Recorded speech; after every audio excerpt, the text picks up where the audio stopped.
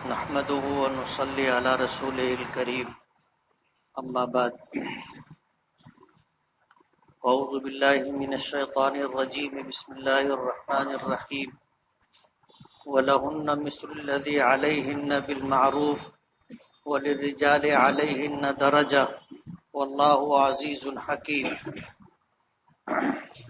وقال النبي صلى الله عليه وسلم لو كنت آمر أحدا أن يسجد لأحد لأمرت النساء أن يسجدن لأزواجهن صدق الله العظيم وصدق رسوله النبي الكريم۔ بزرگان محترم اور عزیز دوستو،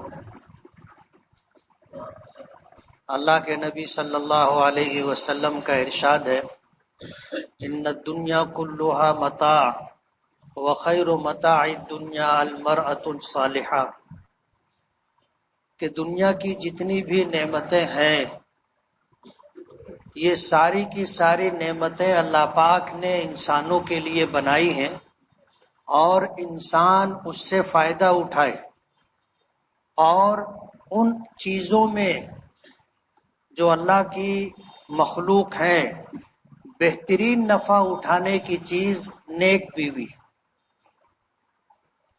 کئی ہفتوں سے حقوق کے سلسلے میں گفتگو ہو رہی تھی کہ بہن کا اپنا ایک حق ہوتا ہے، ماں کا اپنا ایک حق ہوتا ہے، بیوی کا اپنا ایک حق ہوتا ہے۔ اسی طرح جس طرح بیوی کا شوہر پر حق ہے، شوہر کا بیوی پر بھی حق ہے۔ قرآن کریم کی جو آیت میں نے پڑھی وَلَهُنَّ مِثْلُ الَّذِي عَلَيْهِنَّ، ان عورتوں کے لیے بھی اسی طرح کے حقوق ہیں مردوں پر جس طرح مردوں کے حقوق عورتوں پر ہیں۔ وَلِلرِّجَالِ عَلَيْهِنَّ دَرَجَةٌ، اور اللہ تعالیٰ نے مردوں کو عورتوں پر فضیلت بخشی ہے اور درجے کے اعتبار سے شوہر کے درجے کو بڑھا کر کے رکھا ہے۔ اللہ پاک نے مردوں کا حق ایک درجہ بڑھا کر کے جو رکھا ہے اس کی وجہ یہ ہے کہ مرد بیوی کے حقوق ادا کرنے میں مال خرچ کرتا ہے، مال کماتا ہے، مال کما کر کے بیوی پر خرچ کرتا ہے۔ شریعت میں کمانے کی ذمہ داری مرد کی ہے، عورتوں کی نہیں ہے۔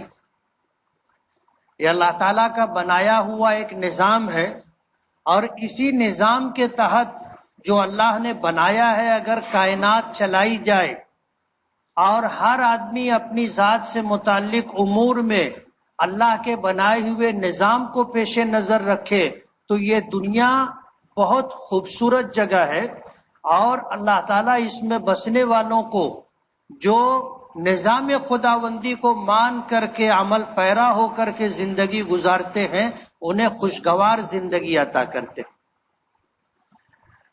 ماضی میں پچھلے چند ہفتوں پہلے میں نے یہ بات کہی تھی کہ ماں کا اپنا ایک حق ہے کہ اللہ نے اس کے قدموں کے نیچے جنت رکھی، اور اس کے حقوق میں یہ بات بھی آتی ہے کہ ایک صحابی حضور کی خدمت میں آئے اور آ کر کہنے لگے کہ اللہ کے رسول، اگر میں اپنی ماں کو اپنی پیٹھ پر لاد کر کے حج کرا دوں تو کیا ماں کا حق ادا ہو جائے گا؟ حضور پاک صلی اللہ علیہ وسلم نے فرمایا تھا کہ نہیں، تیری پیدائش کے موقع پر درد کی شدت کی وجہ سے جو ایک یا پہلی جو تیری ماں کے منہ سے نکلی تھی اس کا حق بھی ادا نہیں ہوگا۔ صحابہ کرام میں سے کسی نے پوچھا کہ اللہ کے رسول، ماں باپ کا حق کیا ہے؟ تو فرمایا ماں کے قدموں کے نیچے جنت ہے، باپ جنت کا دروازہ ہے، یہ تیری جنت بھی ہے تیری جہنم بھی ہے، ان کی حفاظت کر۔ باپ کے متعلق فرمایا کہ یہ جنت کا دروازہ ہے اور جنت کے دروازے کی حفاظت کر۔ ماں باپ کی خوشنودی اور ان کی رضامندی انتہائی ضروری ہے، لیکن اسی کے ساتھ بیوی کا بھی حق ہے،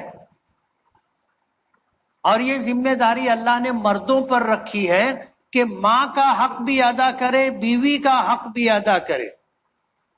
ماں کے حقوق کی ادائیگی میں بیوی کا حق ضائع نہیں ہونا چاہیے، اور بیوی کے حقوق کی ادائیگی میں ماں کا حق ضائع نہیں ہونا چاہیے۔ یہ اعتدال عموماً ہم میں باقی نہیں رہتا، اور ہم لوگوں سے ان حقوق کی ادائیگی میں کوتاہی ہوتی ہے جب نکاح ہوتا ہے اور زندگی کی شروعات ہوتی ہے میاں بیوی کی، تو عام طور پر ماں کا حق ہے۔ ماں کے حق کی ادائیگی کے سلسلے میں، ماں کی اطاعت و فرما برداری کے سلسلے میں بیوی کے ساتھ اس کے حقوق کی ادائیگی میں کوتاہی ہوتی ہے۔ اور جب یہ زمانہ گزرتا رہتا ہے، آگے بڑھتا رہتا ہے، تو ایک وقت وہ آتا ہے کہ بیوی کے حقوق کی ادائیگی کے سلسلے میں ماں کے حق کی ادائیگی میں کوتاہی ہوتی ہے۔ یہ جو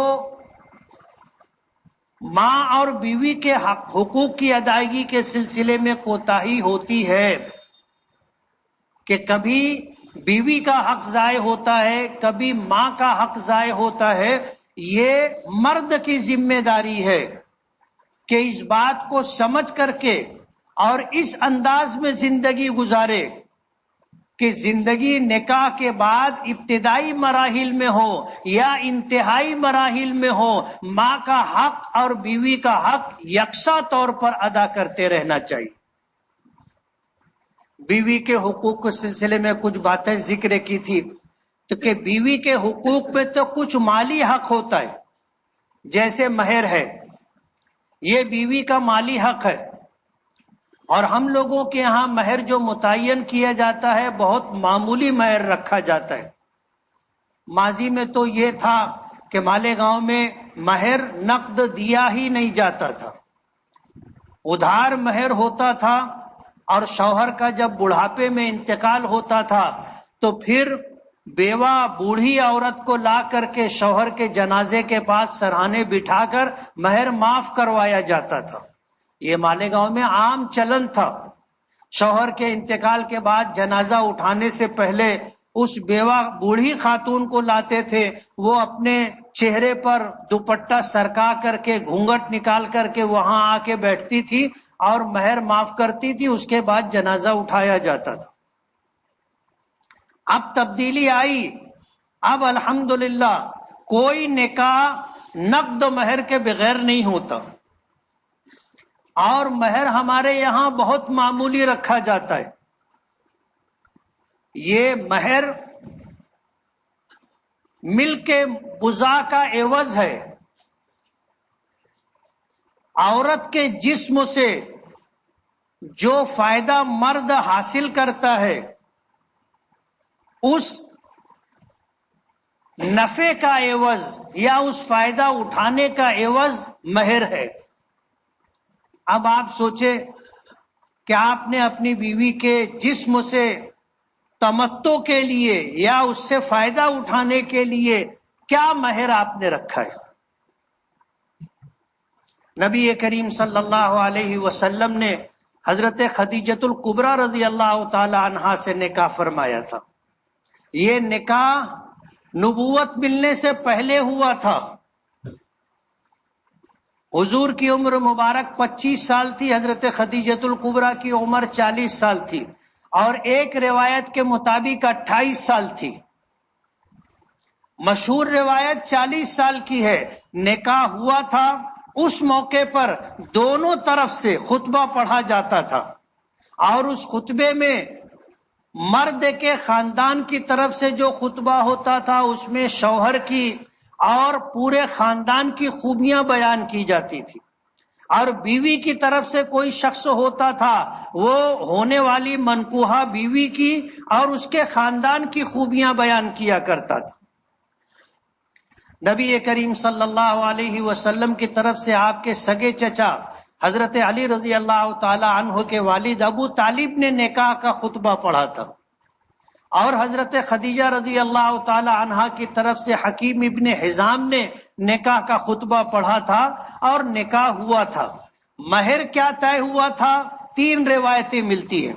ایک یہ روایت کہ 20 اونٹ مہر میں مقرر کیے گئے تھے، 20 اونٹ مہر میں مقرر تھے۔ دوسری روایت ملتی ہے 400 دینار مہر مقرر ہوا تھا، 400 اشرفیاں۔ اور تیسری روایت ملتی ہے 500 درہم مہر مقرر ہوا تھا۔ آپ تینوں روایتوں میں سے کوئی بھی روایت لے لے، مہر کی مقدار اچھی خاصی تھی۔ 500 درہم حضرت خدیجہ رضی اللہ تعالی عنہا کے علاوہ حضور کی تمام بیویوں کا مہر حضرت خدیجہ اور حضرت ام حبیبہ رضی اللہ تعالی عنہا کو چھوڑ کر کے سب کا مہر 500 درہم تھا۔ اور حضور کی چاروں بیٹیوں کا نکاح ہوا تو حضور نے مہر مقرر کیا تھا 500 درہم۔ حضرت ام حبیبہ رضی اللہ تعالی عنہا کا مہر 400 دینار تھے اشرفیاں، اور حضرت خدیجہ رضی اللہ تعالی عنہا کا مہر بھی ایک روایت کے مطابق 400 اشرفیاں تھی۔ آپ اشرفیاں جانے تو وہ سونے کا سکہ ہوتا ہے، اور ایک اشرفی عموماً 1 تولہ سونے کے برابر ہوتی ہے، 10 گرام سونا۔ 400 اشرفیوں کا وزن کتنا ہوگا آپ نماز کے بعد حساب کر لینا، اور مارکیٹ کے حساب سے اس کی مالیت نکال لینا کہ 400 تولے سونے کی کیا قیمت ہوتی۔ 500 درہم چاندی کا سکہ ہوتا ہے، اور 1 درہم کا وزن 3.5 ماشے سے زیادہ ہوتا ہے۔ 500 درہم کا وزن ہوتا ہے 1 کلو 633 گرام چاندی۔ حضور نے جو مہر اپنی بیویوں کو دیا تھا اس میں یہ سب سے کم مہر ہے، 500 درہم، 1 کلو 633 گرام چاندی، جسے مہر فاطمی بھی کہا جاتا ہے۔ آج 1.5 پونے 2 کلو 1 کلو 633 گرام چاندی کی کیا قیمت ہے آپ مارکیٹ میں دیکھو گے تو تقریباً 1 لاکھ روپیہ ہوتی ہے۔ آج اتنی بڑی مسجد میں جتنے لوگ ہیں بڑی عمروں کے، عموماً سبھی شادی شدہ ہوں گے، کس نے اپنی بیوی کو اتنا مہر دیا؟ کسی نے بھی اتنا مہر نہیں دیا ہوگا۔ حالانکہ دینا چاہے تو ہم میں سینکڑوں ایسے لوگ ہوں گے جو 1 کلو 633 گرام چاندی، لگ بھگ 1 لاکھ روپیہ، بہت سارے لوگ دے سکتے، اس سے زیادہ بھی دے سکتے ہیں، یہ حیثیت اللہ نے عطا کی ہے۔ لیکن ہمارے یہاں بیوی کے حقوق کی ادائیگی میں سب سے پہلی کوتاہی جہاں سے شروع ہوتی ہے وہ نکاح کے موقع پر مہر مقرر کرنے کے سلسلے میں۔ آج جو مہر ہوتا ہے آپ دیکھ لو، 3,500، 4,000، 5,000، اور کسی نے بہت اچھا مہر دیا تو 11,000۔ یعنی میں بہت اچھا بتا رہا ہوں کہ بہت اچھا مہر دیا تو 11,000۔ میں تو پورے شہر میں نکاح پڑھاتا ہوں، مختلف مساجد میں مختلف نکاح کے موقع پر نکاح پڑھانے کا موقع ملتا ہے، تو میں نے دیکھا ہے لوگ کتنا مہر دیتے۔ ہمارے یہاں مہر دینے میں پہلی کوتاہی جو ہوتی ہے وہ یہ کہ ہم بہت معمولی مہر دیتے۔ نبی کریم صلی اللہ علیہ وسلم، پیچھے میں نے ایک بات ذکر کی تھی کہ حضرت علی حضرت فاطمہ رضی اللہ تعالی عنہا کا نکاح ہوا تو حضرت علی کی مالی حیثیت یہ تھی کہ نہ گھر تھا نہ اسباب خانہ، کچھ نہیں تھا۔ ایک رہائش کے لیے کچے مکان کا انتظام کیا گیا تھا، اور اسی میں حضرت علی کی زرہ بیچ کر کے، جسے حضرت عثمان غنی رضی اللہ تعالی عنہ نے اچھی قیمت دے کر کے خریدا تھا، نیلامی ہوئی تھی، اور ان کے پیش نظر بات یہ تھی کہ علی اور فاطمہ کا گھر بسانا ہے۔ تو حضرت عثمان غنی نے ایک بڑی بولی خود سے بولی تھی، اور اتنا پیسہ دیا گیا تھا. حضور نے حضرت ابو بکر صدیق کو وہ رقم دی اور کہا کہ علی اور فاطمہ کے لیے اسباب خانہ آپ خرید لیں. تو انہوں نے چمڑے کا ایک بستر خریدا تھا، ایک مشکیزہ پانی کے لیے خریدا تھا، ایک چکی خریدی تھی اور گھر کے کچھ سامان خریدے تھے. لوگ کہتے حضور نے اپنی بیٹی فاطمہ کو جہیز دیا تھا. بالکل بے بنیاد اور غلط بات ہے. یہ حضرت علی رضی اللہ تعالی عنہ کی ایک طرح سے توہین ہے. اس طرح کا جملہ کہنے سے پہلے سوچنا چاہیے. دو خرابیاں ہیں. ایک تو حضرت علی رضی اللہ تعالی عنہ کی توہین ہے کہ ان کا گھر بسانے کے لیے حضور نے مہر دیا تھا اور جہیز دیا تھا. بالکل غلط بات ہے. حضرت علی کی زرہ بیچی گئی تھی اور حضرت عثمان غنی نے اچھی قیمت دے کر کے خریدی تھی، اس سے حضرت علی کے گھر کے اسباب خریدے گئے تھے.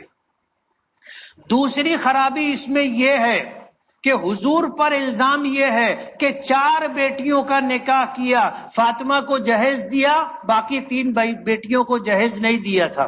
یہ حضور کے اوپر الزام ہے کہ حضور نے اپنی بیٹیوں کے ساتھ ناانصافی کی تھی کہ 3 بیٹیوں کو کچھ نہیں دیا اور 1 بیٹی کو دیا. یہ حالت تھی حضرت علی کی. لیکن مہر 500 درہم مقرر تھا اور ظاہر بات ہے حضرت علی یہ پورا مہر نقد نہیں دے سکتے تھے. تو حضور نے فرمایا تھا کہ تمہارے پاس جو معمولی سے معمولی کچھ مالیت کی چیز ہو وہ لاؤ اور نقد مہر کے طور پر کچھ حصے کی ادائیگی کرو. 500 درہم پورے مہر نہیں دے سکے تھے. غالباً 10 درہم یا کچھ تھا جو نقد مہر کے طور پر دیا گیا تھا کہ مہر 500 درہم ہوں گے، اس میں سے یہ اتنا نقد دیا جا رہا ہے. تو حضرت علی سے زیادہ غریب ہم میں کون ہوگا؟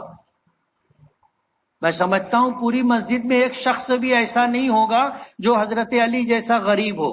لیکن مہر مقرر کیا تھا 500 درہم. تو بیوی کے حقوق کی ادائیگی میں جو ہم سے کوتاہی ہوتی ہے وہ مہر کے سلسلے میں ہوتی ہے کہ ہم بہت معمولی مہر رکھتے.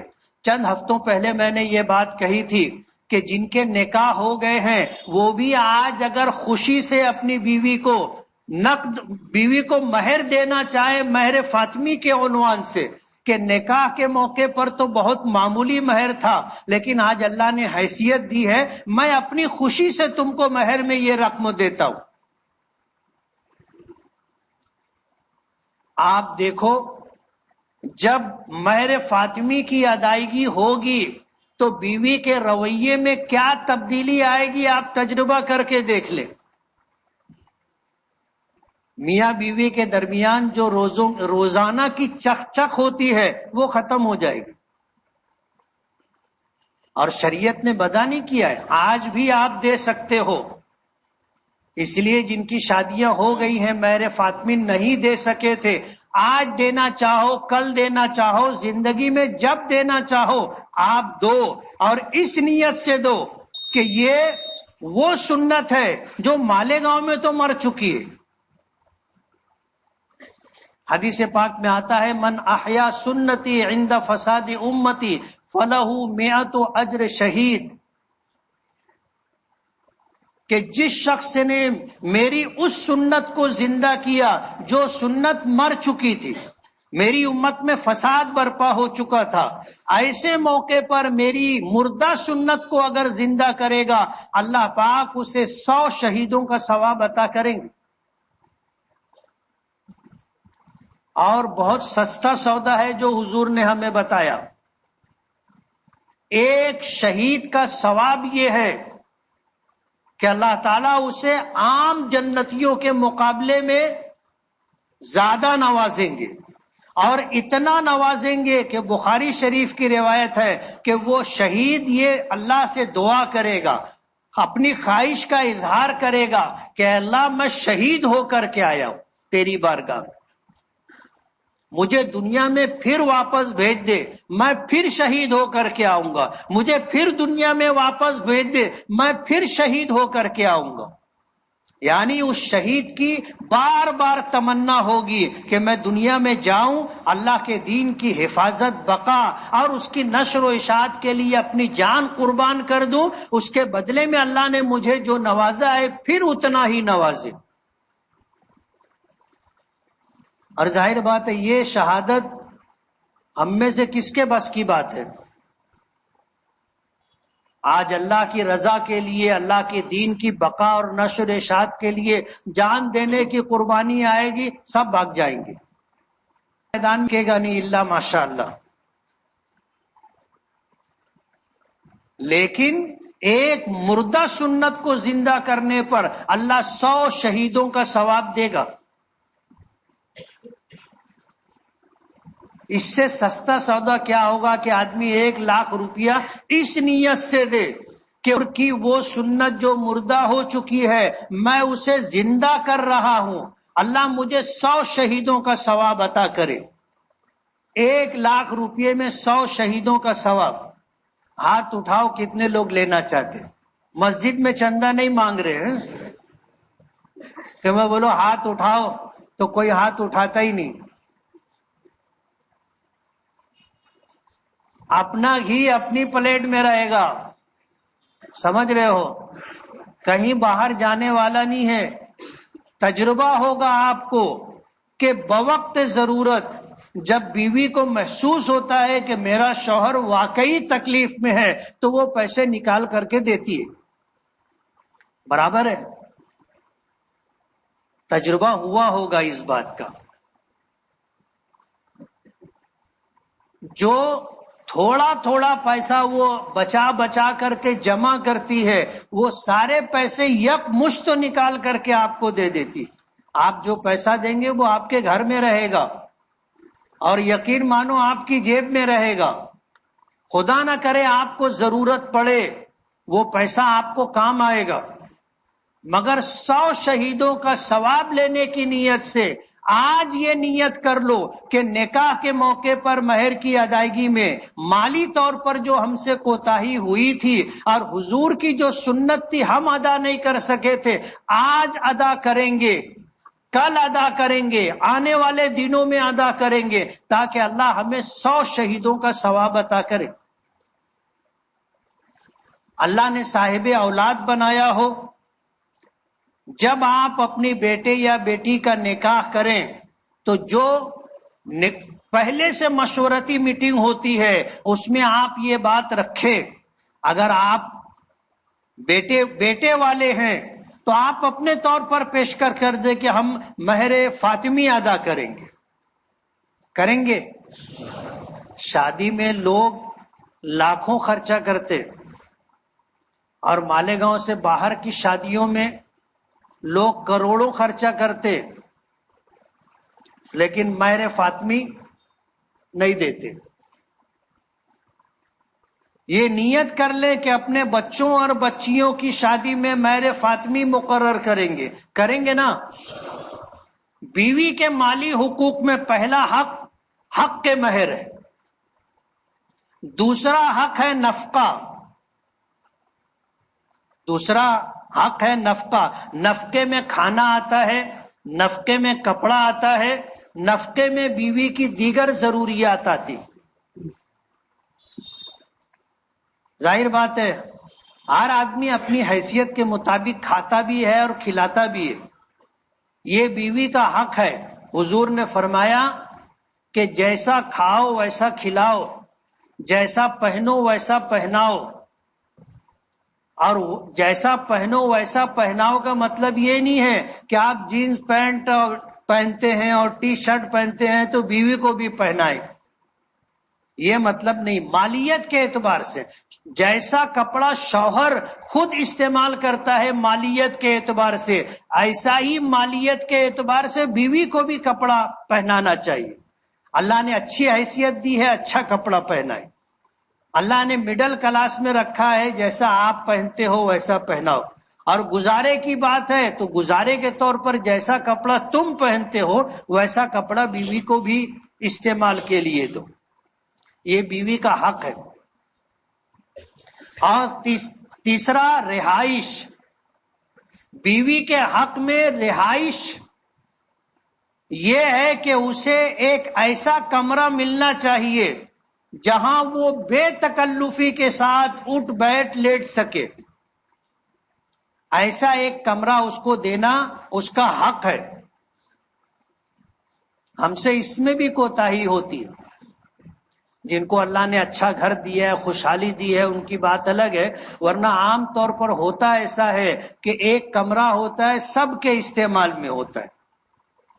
بیوی جب چاہے اپنی مرضی سے لیٹ لے، اپنی مرضی سے آرام کر لے، بے تکلفی کے ساتھ اٹھے بیٹھے یہ موقع نہیں ملتا. رہائش بیوی کا حق ہے. جو لوگ اپنی بیویوں کو مہر، حق کے نفقہ اور حق کے رہائش جیسا شریعت نے بتایا ہے ویسا اگر دیتے ہیں تو جوائنٹ فیملی میں رہنے کے بعد بھی بیوی گزارا کر لیتی ہے، الگ رہنے کا مطالبہ نہیں کرتی. عام طور پر جن کی بیویاں ناراض ہو کر کے بیٹھی ہیں اور ان کا مطالبہ یہ ہوتا ہے کہ الگ لے کر کے رہو گے تو آؤں گی، اس میں جا کر جب گہرائی میں جا کر کے تحقیق کی جائے تو معلوم یہ پڑتا ہے کہ اس کو رہائش کا حق ملا نہیں ہے. یہ بے تکلفی کے ساتھ لیٹ لے کہ کوئی آئے گا نہیں، اٹھنا بیٹھنا، آرام کرنا، کپڑے تبدیل کرنا، بغیر دوپٹے کے رہ جانا، کسی کے آنے کا اندیشہ نہیں ہے، ایسی رہائش نہیں دیتے، یا اور دوسرے کچھ اسباب ہوتے ہیں جس کی وجہ سے یہ مسائل آتے. تو بیوی کے مالی حقوق میں مہر ہے، نفقہ ہے، رہائش ہے. آپ یہ حق بیوی کو دو، پھر دیکھو زندگی کیسی خوشگوار گزرتی ہے. کچھ حقوق غیر مالی حقوق ہے اور کچھ حقوق ایسے ہیں جو میاں بیوی کے مشترک حقوق ہیں، اور کچھ حقوق شوہر کے ہیں. جیسے بیوی کے کچھ حقوق ہیں اسی طرح شوہر کے کچھ حقوق ہیں جس کی ادائیگی بیوی پر ضروری ہے. آنے والے ہفتے میں زندگی رہی تو انشاءاللہ ان حقوق کو بیان کریں گے. جن حضرات نے سنتیں نہ پڑھی ہیں وہ سنت پڑھ لیں.